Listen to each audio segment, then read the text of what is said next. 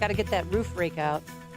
You know why? Because some snow is coming on Sunday. No, it's not. Yes. Really? I'm not making this up. Oh, I've had enough of this. My roof is going to cave in. And real quick, let's go to Craig in Mount Greenwood, if he's still there. You have some roofing tips real quick? Oh, hey, Amy, thanks for taking the call.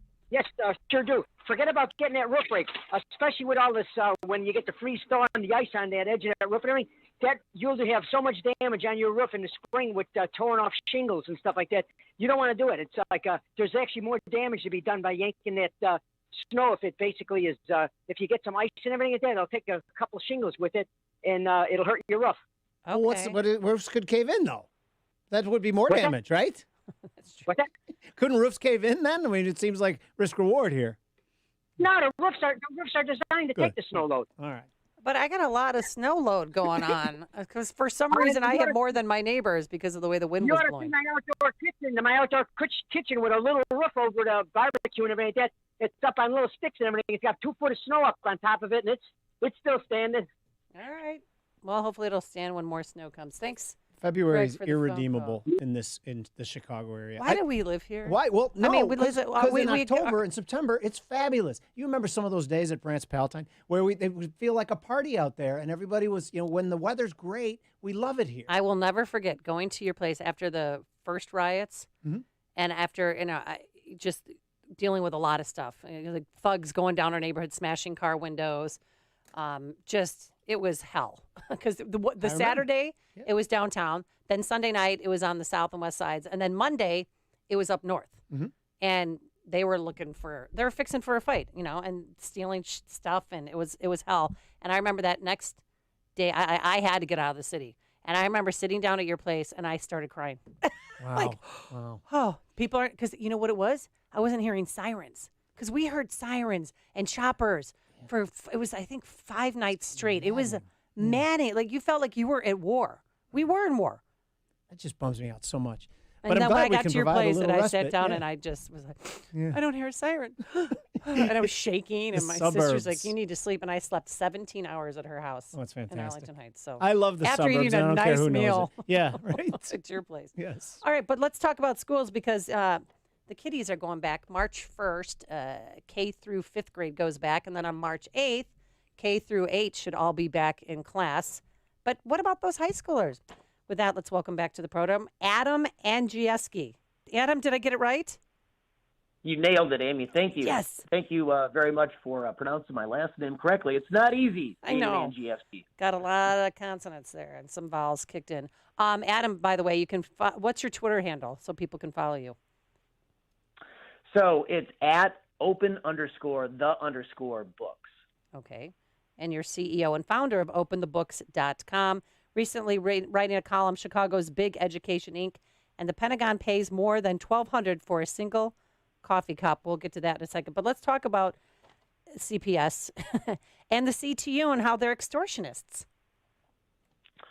Well, it's Big Education Inc. So everyone recalls on Super Bowl Sunday, finally, the teachers union negotiated with the school district, and they said they're going to go back in the classroom. And you delineated the timeline very well, Amy. But yet still the high schools aren't back in school. So what our auditors did at openthebooks.com is we took a look at how much money the Chicago Public Schools spend every single year. Incredibly, it's $6.2 billion. Over the course of the last 5 years, their revenues are at an all-time high. They're up $1 billion on revenue. And look, state and federal taxpayers on that 2020 pandemic budget, when they're not in the classroom, we put $2.5 billion into that school district. And the teachers refused to come back in for in-person learning. Meanwhile, the Chicago Catholic schools have been in-person learning since September. And guess what? Their scores are going up. Yeah, because it's in-person learning. Adam, you mentioned those numbers, which are unbelievably astronomical dollar amounts. What percentage is pensions included in those numbers, or is pensions teased out? And if so, if they're included in that, what percentage goes to pension? Well, it's always funny math when you're talking pensions in Illinois. In Illinois, because funny the math? pension- How dare you? But anyway.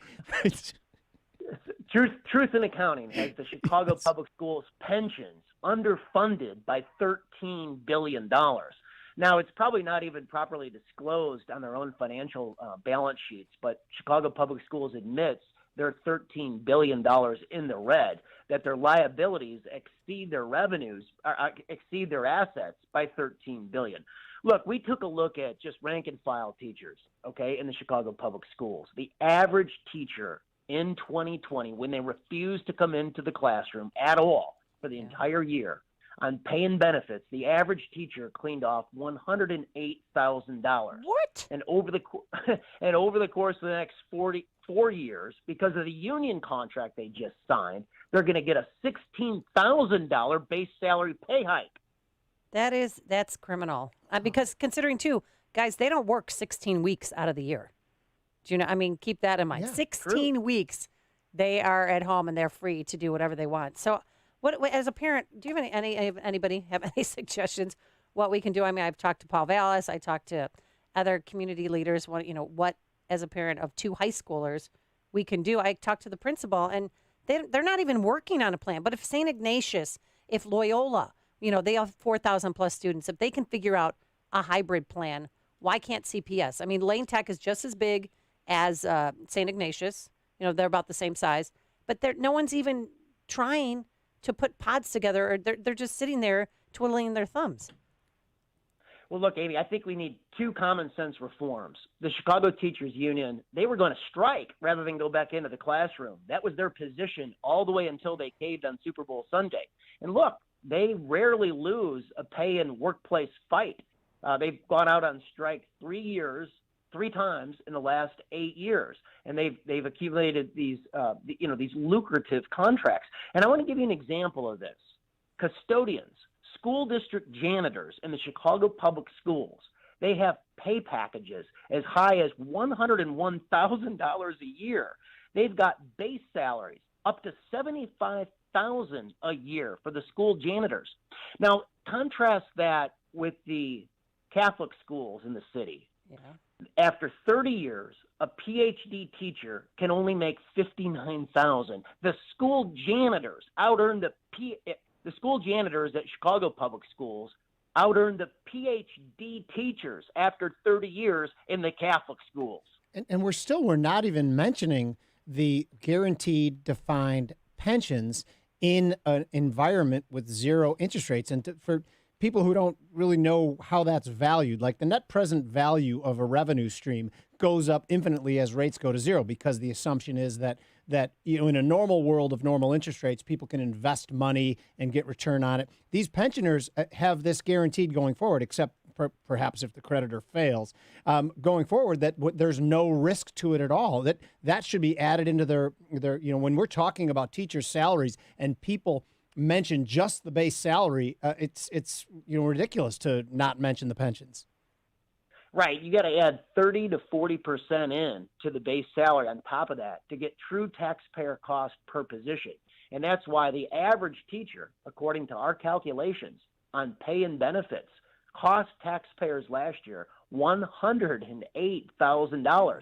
And it's pretty significant because there's 21,000 teachers in the Chicago Public School District. And then this is amazing in this article, which you guys should go. We'll tweet it out in cityjournal.org. Janice Jackson, the CEO of CPS, makes more than the U.S. Secretary of Education. And it's not even close, Amy. Thanks for pointing that out. It's $61,000 higher. So, look, Betsy DeVos was a great Secretary of Education in the Trump administration, and she made a base salary of $199,000.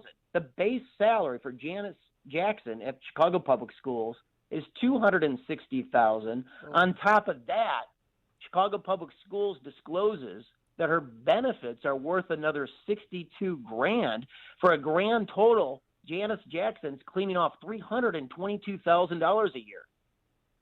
Wow. Okay, so is the whole moral of the story that public unions don't really work, because every time they sit at the table, they're negotiating with people on the other side who don't really care. It's not their money. They can just, if the meeting gets too boring, yeah, sure, we'll give you whatever you want. It falls apart, doesn't it? And here's the reform on the teachers union. You need to take away in Illinois the ability for teachers to strike and go out of the classroom. They cannot hold the students hostage for pay and pension demands. It's not working quite evidently for the taxpayer, for the students, or the parents in the state of Illinois. We need to eliminate the right to strike provision. They need to be, they'll tell you education is essential, and we need to classify them like air traffic controllers.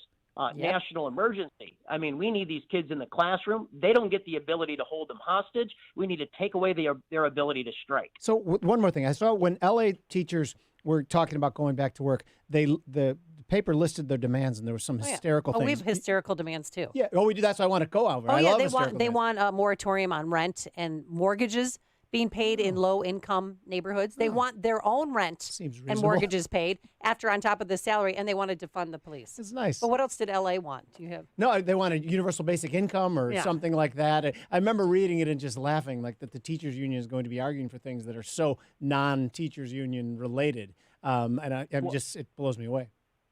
Well, in the Chicago public schools, we see that infrastructure already laid down, Jim and Amy, and I want to give you some examples. So you got Maurice Sweeney. He's the chief equity officer at the Chicago Public Schools. And last year, he made $214,000. He's got 6 people that he manages in his department. And we could not locate on his Twitter feed, not one single time, him outlining the education damage that Chicago Teachers Union was causing to minority students by keeping them out of the classroom. He makes significantly more than every governor of the 50 states as the chief equity officer at CPS. And what does he do? I mean, it's just ridiculous. We've got to change CTU. They have to be treated like police officers where you cannot strike. Yeah. And you know what? Absolutely. Lost in all this, Adam, I have never heard one CPS teacher say, well, I miss the kids, or I want to get back. I want to see how Jimmy's doing. Whereas I think they brought a news crew up to Wakanda, and all the teachers talked about was, I can't wait to see my kids. I can't, the faces, they're going to light up when we see each other. That is lost in all this. The kids are just, they're pawns in this. Well, and you remember Sarah Chambers over the Christmas holiday. She's an executive at the Teachers Union, and she flies off to Puerto Rico on the same day that she's tweeting out that teachers should refuse to go back into the classroom because it's dangerous. She gets on an airplane, goes to Puerto Rico, and is partying in the streets of Old San Juan. I know. It's just sick. Anything for that mofo go. All right, Adam Andrzejewski, thank you so much for joining us. He's the CEO of OpenTheBooks.com. Read his article. We'll tweet it out here at the station. Thank you so much for joining us. Appreciate it. Great to be with you guys. Thank you, Amy. Thank you. And he joined us on our turnkey.pro answer line. Chicago's Morning Answer with Dan Proft and Amy Jacobson on AM 560.